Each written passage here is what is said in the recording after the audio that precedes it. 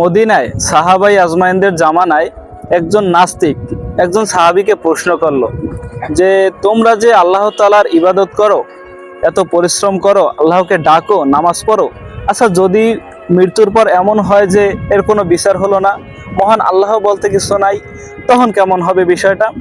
তারপরে সাহাবী অনেক কিছু ভেবে চিন্তে উত্তর দিল, ভাই তুমি শোনো, আমরা যে আল্লাহ তাআলার ইবাদত করি এটা কি সমাজের জন্য কল্যাণ নাকি অকল্যাণ? সে বলল কল্যাণ। তুমি মনে করো যে আমরা ইবাদত করতেছি আমাদের সমাজে কল্যাণ বয়ে আনতেছে, কিন্তু মৃত্যুর পরে যদি এই হিসাব না হয় তাহলে তো নেই, কিন্তু যদি হিসাব হয় তখন কি অবস্থা হবে?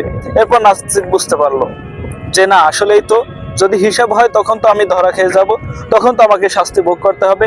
তারপর নাস্তিক কালেমা গ্রহণ করলো এবং সেও মুসলমান হয়ে গেল। সুবহানাল্লাহ।